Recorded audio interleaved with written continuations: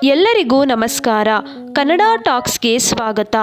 ಈ ತಪ್ಪು ಮಾಡಿದ್ರೆ ಫೆಬ್ರವರಿ 1ರಿಂದ ಬಂದ್ ಆಗುತ್ತೆ UPI ID. ಇದೇ ತರ ಸುದ್ದಿಗಾಗಿ ಕನ್ನಡ ಟಾಕ್ಸ್ನ ಸಬ್ಸ್ಕ್ರೈಬ್ ಮಾಡಿ ಮತ್ತು ನೋಟಿಫಿಕೇಶನ್ಗಾಗಿ ಬೆಲ್ ಐಕಾನ್ ಕ್ಲಿಕ್ ಮಾಡಿ.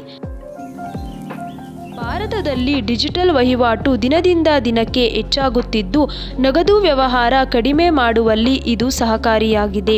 ಡಿಜಿಟಲ್ ವಹಿವಾಟಿನಲ್ಲಿ ವಂಚನೆ ಪ್ರಕರಣ ಕೂಡ ಹೆಚ್ಚುತ್ತಿದ್ದು, ಇದರ ಮೇಲೆ ಸರ್ಕಾರ ಕೂಡ ಕಣ್ಣಿಟ್ಟಿದೆ.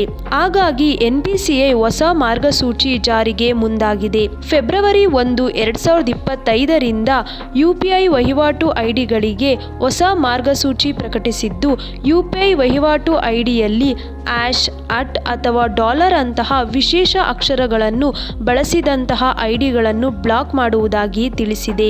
ಒಂದು ವೇಳೆ ಈಗಾಗಲೇ ಅಂತಹ ವಿಶೇಷ ಅಕ್ಷರಗಳನ್ನು ಒಳಗೊಂಡಿರುವ UPI ಐಡಿಯನ್ನು ಬಳಕೆ ಮಾಡುತ್ತಿದ್ದರೆ ಅಂತಹ ವಹಿವಾಟುಗಳನ್ನು ನಿರ್ಬಂಧಿಸಲಾಗುತ್ತದೆ.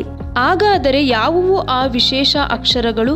ಇಂಗ್ಲಿಶಿನ 26 ಅಕ್ಷರಗಳು ಅಥವಾ 0ಯಿಂದ 9ರ ಸಂಖ್ಯೆಗಳನ್ನು ಹೊರತುಪಡಿಸಿದ ವಿಶೇಷ ಚಿಹ್ನೆಗಳ ಬಳಕೆಯನ್ನು ನಿರ್ಬಂಧಿಸಲಾಗಿದೆ. ವಿರಾಮ ಚಿಹ್ನೆಗಳು, ಉಚ್ಚಾರಣ ಚಿಹ್ನೆಗಳು ಮತ್ತಿತರ ಚಿಹ್ನೆಗಳ ಬಳಕೆಯನ್ನು ನಿರ್ಬಂಧಿಸಲಾಗಿದೆ.